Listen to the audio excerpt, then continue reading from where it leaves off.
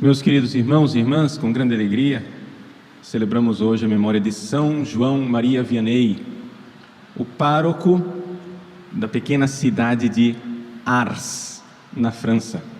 Por isso é chamado de o cura d'Ars, ou seja, o pároco de Ars. São João Maria Vianney viveu na época da França pós-Revolução Francesa. Na sua infância, ele foi educado numa situação em que a Igreja Católica era clandestina. Ser católico era um crime contra o Estado. A Revolução Francesa conseguiu fazer com que bispos e padres fizessem um juramento de fidelidade à Constituição revolucionária. Eram os padres juramentados. E nesse juramento acontecia uma ruptura com a comunhão da Igreja.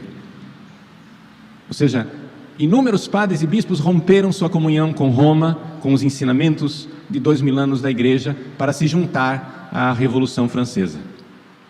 Os bons padres, padres católicos, padres fiéis, foram para a clandestinidade. E foi nesse clima que o pequeno Vianney cresceu. Foi nesse ambiente que ele recebeu suas primeiras instruções catequéticas. Foi nesse ambiente de uma missa celebrada em casa, às escondidas, clandestinamente, que São João Maria Vianney recebeu a primeira comunhão.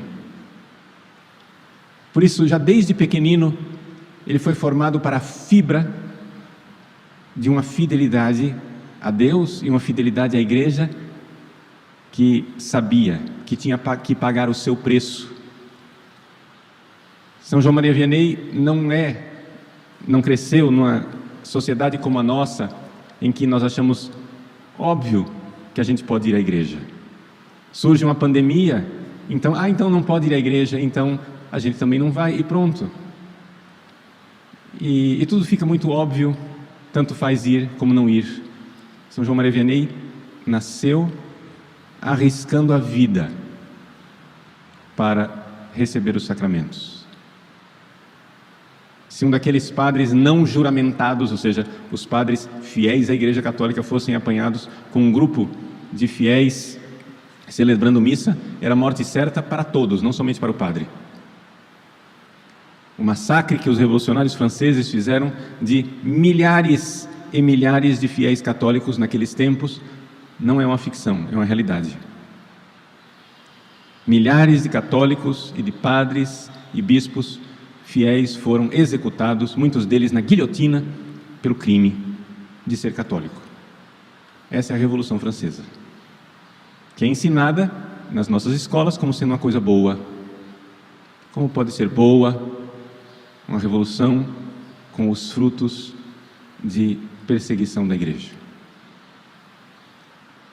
Nesse berço tão cheio de virtudes, de fidelidade sofrida, o pequeno João Vianney não teve condições de estudar. E já velhote, teve que ser alfabetizado, aprender latim, o que lhe custou muitíssimo. A cabeça já estava meio enferrujada, e também havia ali algum bloqueio, não é, de quem não estava acostumado àquilo. Então ele teve muitas dificuldades no seminário, dificuldades de ser aprovado. Agora não nos iludamos, São João Maria Vianney sabia muito mais latim e muito mais teologia do que a média dos nossos seminaristas atuais. Ou seja, seria um show, ele daria de 10-0 nos seminaristas de hoje, porque ele tinha limitação da formação comparado ao clima de seminário no qual ele vivia. Mas apesar dessa dificuldade nos estudos, ele não deixou de estudar. É interessante notarmos que uma das coisas que São João Maria Vianney fazia com mais esmero era a preparação dos seus sermões. Ele não era um homem que tinha fácil oratória, não falava com facilidade. Ele passava a semana rezando, lendo, elaborando as suas homilias e as escrevia. E então, depois que as escrevia, decorava. Ali, São João Maria Vianney está mostrando a primeira realidade de um padre. O padre precisa rezar e, tendo rezado e contemplado as verdades de Deus, pregar. Ele mesmo viu o que foi a situação tremenda na qual a sua paróquia se encontrava quando ele chegou a Ars. Lembremos-nos, estamos no tempo pós-Revolução Francesa. Ars estava sem padre já há algum tempo. Os padres ou apostataram, ou foram mortos, ou fugiram. A diocese de Lyon tinha dificuldade de prover as paróquias com sacerdotes, e o povo de Ars ficou sem pastor. Por isso São João Maria Vianney, com muita propriedade e com experiência própria, disse: deixem um povo sem padre por muito tempo e eles terminarão adorando os animais. E isso não era uma hipérbole, não era um exagero, era a experiência dele. Um povo sem padre termina sendo um povo idólatra. Por isso a primeira fase da vida de São João Maria Vianney parece ser, para alguns, uma fase meio João Batista. O nome dele era João Batista, né? Uma fase João Batista, ou seja, uma fase Antigo Testamento, severidade, rigor na pregação, rigor nas penitências que ele mesmo fazia. Enquanto João Batista se alimentava de gafanhotos e mel silvestre, Vianney se alimentava de batatas. Um dia, numa das lutas que ele teve com Satanás, o diabo aparece para ele e o xinga: Vianney, comedor de batatas. Fazia penitências tão severas que ele mandava cozinhar um caldeirão com batatas e comia uma batata por dia. No fim do processo, aquelas batatas já estavam emboloradas, já estavam com mofo, e ele as comia mesmo assim. No dia que sentia muita fome, ele comia 2 batatas, mas aí se confessava de gula. Com essas penitências severas, Vianney dormia no chão frio, no chão gélido, coisa que lhe custou mais tarde uma nevralgia no rosto, dolorosíssima, que o acompanhou na sua velhice. Ele mesmo, quando era mais velho, olhando para esses seus anos de juventude, em que ele praticou a penitência, disse que exagerou um pouco na penitência. Ou seja, ele não foi moderado, não tinha um diretor espiritual que o acompanhasse de forma moderada, foi generoso demais, terminou prejudicando a saúde. Mas essa generosidade de amor a Jesus e de amor pelas almas, teve grande fruto. Ele chegou na cidade de Ars. Ars tinha 40 casas. Naquele pequeno povoado de 40 casas, havia 4 tabernas, ou seja, 4 inferninhos, 4 bares, 4 locais para vender vinho e fazer festa. Façam aí os seus cálculos, não é? Pela lei da oferta e da procura, o quanto esse povo bebia. 40 casas, 4 bares, um bar por cada 10 casas. Eles tinham clientes, mas não frequentavam a igreja. Xingavam a Deus, pronunciavam blasfêmias terríveis, não se preocupavam em casar-se, se ajuntavam como se aquilo não desagradasse a Deus, não observavam o domingo, trabalhavam no dia de domingo. Vianney tentando trazer este povo para a igreja, vendo que o povo não fazia penitência, fez penitência pelo povo. Eles começaram a vir. E depois de muita oração e muita penitência, um pouco nesse estilo rigoroso, Antigo Testamento, uma certa influência do clima jansenista que havia na França. No entanto, Deus não deixa que as ideias incorretas atinjam o seu santo. Talvez Vianney fosse um pouco exagerado nas penitências, mas ele era muito correto no amor, porque o amor nunca é exagerado. Ele fazia aquilo por amor, amor a Jesus, amor pelas almas, amor pela salvação das almas.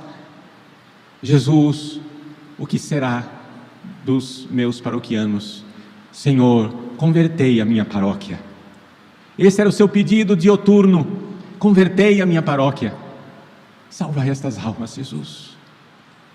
Se acordava às 2 da manhã, ia para a igreja e ficava em oração até meio-dia. Depois de 10 horas de oração, na qual estava a preparação para a missa e a ação de graças, depois de 10 horas de oração, Vianney ia em busca das suas ovelhas. E quantas vezes ele, pastor, saiu ao encontro das ovelhas, mas só encontrou delas xingamentos, maus tratos, desprezo. Até que aquele homem macerado pela penitência e pela fome foi conquistando do céu a graça extraordinária da mudança dos corações. Começou a segunda fase do seu ministério, a fase que nós poderíamos dizer mais parecida com o Novo Testamento, a fase da misericórdia e da graça, a fase do confessionário. Depois de ter feito ele penitência durante anos, levou então os seus paroquianos à penitência do confessionário, levou ao rio de água viva da misericórdia e da bondade de Deus, e foi salvando as almas, uma por uma, a tal ponto que num domingo, ao olhar a sua pequena igreja lotada, Vianney não pôde conter as lágrimas, num desabafo de sinceridade e de gratidão, dizendo: Ars não é mais Ars. Sua paróquia havia mudado, sua paróquia havia se transformado e transformado por um amor de pastor que queria cada alma. Meus irmãos, que maravilha é encontrar em nossas vidas um padre que verdadeiramente nos ame e nos queira levar para Jesus. Nesse dia de São João Maria Vianney, rezemos pelos sacerdotes. Rezemos pelos sacerdotes para que eles compreendam essas duas grandes colunas da vida de Vianney: pregação, confessionário. Pregação e confessionário.